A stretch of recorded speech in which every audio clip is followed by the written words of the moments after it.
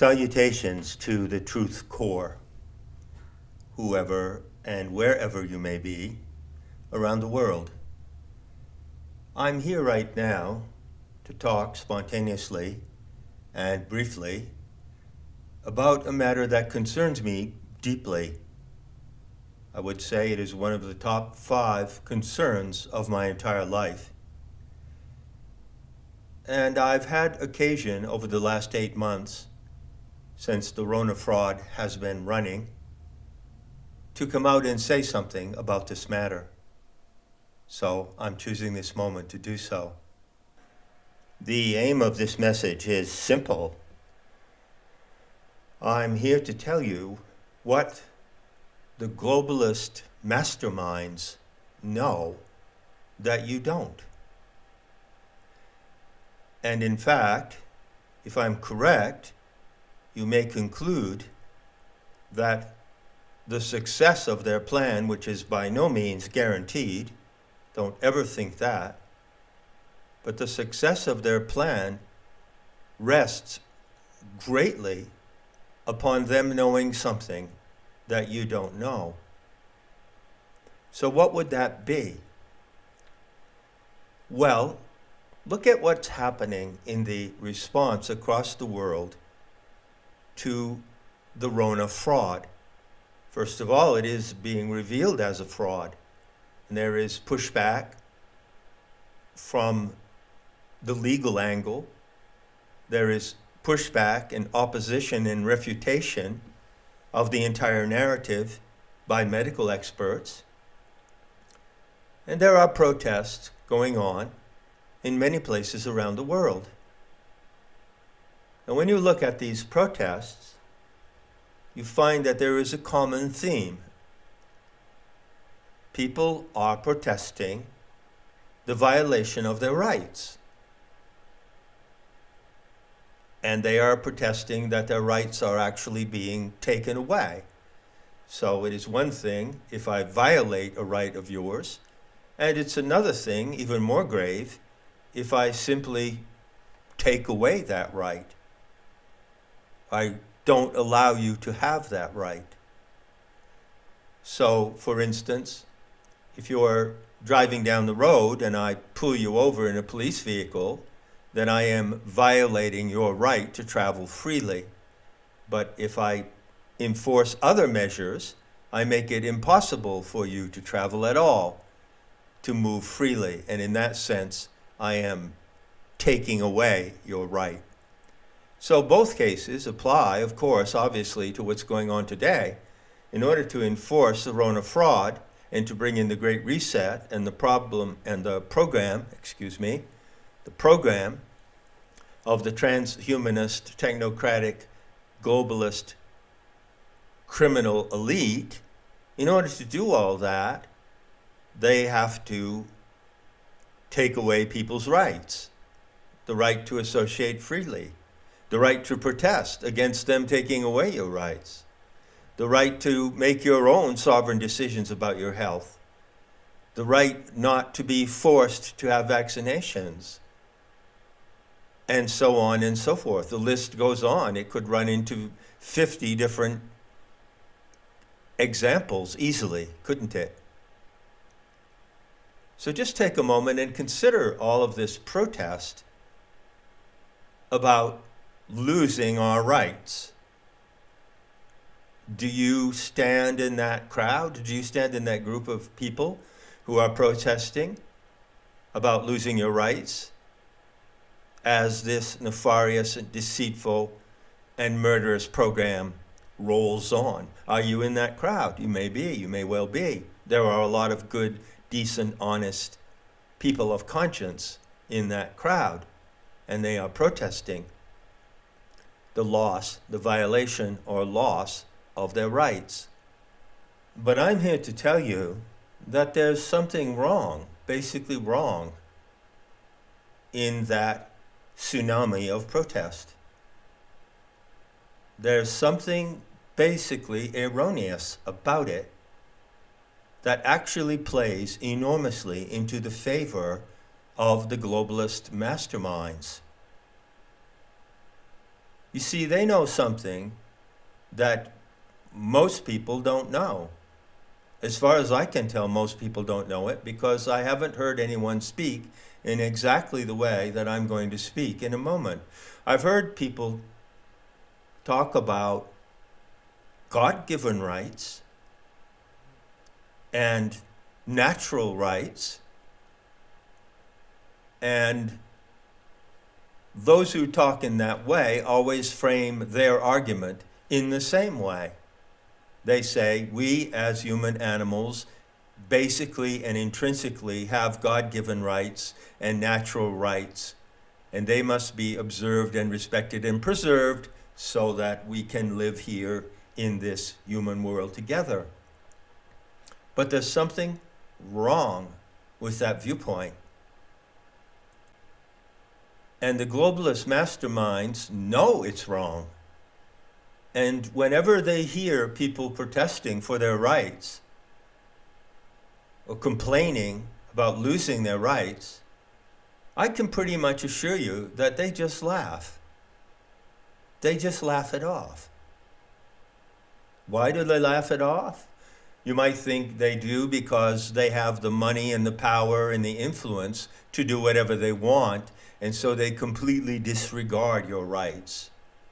It doesn't matter to them that you have rights because they have the power and money that allows them to steamroll completely over your rights. But that's not it. It's worse than that. They laugh because they know that you're deluded if you think you have rights. No one really has any rights. And that's what they know that you don't know. I put it in that way. I'm not accosting or accusing you, but I'm using the second person to speak to you directly. To put it otherwise, I would say that the enormous majority of people in the world right now in this crisis do not know that protesting against their rights being taken away is futile because they don't have any rights to lose in the first place. This is what the globalist masterminds know, and you don't, or many people don't. So I repeat, I personally consider it to be a most serious issue that the general population of the world does not realize that they have no rights, that no one has any rights. In order to realize that, they would have to look at the concept of rights in a different way than they do now. So I'm going to talk a little about that change, that different point of view regarding rights, to conclude this short talk. Consider for a moment the expression, God-given rights. Many people stand very firmly on that concept, don't they? That concept is absurd. There cannot be any God-given rights. Do you know of any instance when God appeared or manifested to the world in a tangible form, perceptible to human beings, and dictated to its human audience what their rights are? I don't know of any instance of that. I know, of course, of the biblical legend, which is a complete and deceptive fairy tale, that, for instance, Moses on Mount Sinai spoke to God and received the Ten Commandments and then wrote them down on tablets of stone. But in any case where any religion claims that there are rights given by God, God has never been present directly to dictate those rights or to define them. It has always been men, usually old bearded men, old patriarchs, control freaks, who claim that they spoke to God and God informed them of certain commandments to be followed and certain rights that could be enjoyed by his subjects, the subjects of the Creator God. Consider again the alternative term. Well, natural rights. Well, what in the world are natural rights? Have you ever taken a walk in the woods and listened to the wind in the trees, listening to the babbling brook, the birds singing, the animals? Have you been anywhere in nature where you've listened to the sounds of nature? And have you ever heard nature define or describe a set of human rights? I don't think so. The fact that you and I are born in the habitat of the earth, of the planet Earth, that we are creatures in the matrix of life of the earth and we belong to the natural world, does not necessarily prove in any way that the natural world contains rights. How would you possibly derive natural rights? What is the source? Once again, the source of natural rights or God-given rights or any kind of rights you want to concoct or imagine is the same in all cases. Someone, some individual, usually a male patriarch type figure, at some time stated these rights. So what are human rights? They're nothing but the inventions of certain human beings who, and you don't have to look too deeply to see this, have an authoritarian complex. So obviously, if I am the authority who tells you what your rights are, that might seem like I'm doing a really good thing for you, wouldn't it? It might seem so. Well, maybe not so. Because in fact, by posing as the authority who defines your rights for you, I have authority over you. It's a sneaky way to have authority over you.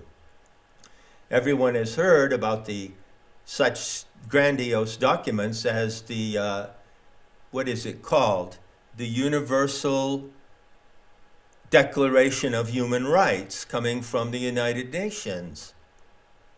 Well, just because some people formed the United Nations and wrote a paper, and on that paper they listed certain universal human rights, doesn't mean that those rights exist other than anything as a fiction on paper. So what the globalist masterminds know, my friends, is that they are not taking any of your rights away, and they are not violating any of your rights, because you don't have any rights in the first place. Now, all that may seem rather extreme, and you may not agree with me, which is fine. You have the right not to agree. Ha ha ha. No, you don't have a right not to agree. You and I can have an agreement. You and I can have an agreement. And we can say, in a friendly way, fair and open, look, we're going to have conversations. We're going to be friends and we're going to have conversations. And let's agree that we can have different views and we can disagree with each other. So what have we done? We have made an agreement. That's real. That's existential. Rights do not exist. There are only agreements. Agreements and the responsibilities that come with keeping those agreements. That's what really exists. That is what really constitutes the fabric and the structure and framework of the social contract. It's not rights. It's agreements and responsibilities to hold those agreements. Now, I don't know about you, but I haven't made any agreements with Klaus Schwab or Bill Gates or Elon Musk or any other of the many globalist masterminds who are on the front stage. There are many others backstage that we don't know about. But I haven't made an agreement with them, for instance. I haven't made an agreement with Klaus Schwab that I would like to have my life, my personal life, and that of my country and my nation, and indeed the entire world, run according to the program of the Great Reset. I haven't made that agreement. Therefore, Klaus Schwab, in my reality, is not permitted to do that. But I don't say he doesn't have a right to do that, because rights have nothing to do with it. And he knows that. They all know it's a big joke to the insiders of the globalist, internationalist, technocratic, transhumanist, criminal cabal. Why are politicians always laughing when they stand up and lie to the public and pretend to represent the people and thereby to uphold the rights of the people and flagrantly and openly do things that violate those rights? Why are they laughing and smiling? Because they know that you don't have any rights to violate. So, that being said, I'll close with the good news. But first, just for comic effect, let me reiterate the bad news. No one has any rights. You do not have a right to speak. You do not have a right to breathe. You do not have a right to associate with other human animals. You do not have a right to live. That is the brutal existential truth. And within that truth is the opportunity for a tremendous liberation of human society, one person at a time. You see, when you can really face the fact that rights are nothing but a fiction that has been invented by authorities as one of their many tools of deceit and control, then you can step into the freedom of knowing that it's fine. It's no problem. You don't have any rights? No problem. You don't need them. You don't need rights. You don't need a right to live. You don't need a right to speak your mind. You don't need a right that gives you permission to drive a car, to travel across the world, to associate with anyone that you want, to take care of your own health, to criticize the government, to protest against lies in society. You don't need a right to do any of those things. All you need is what you already have, the freedom to act.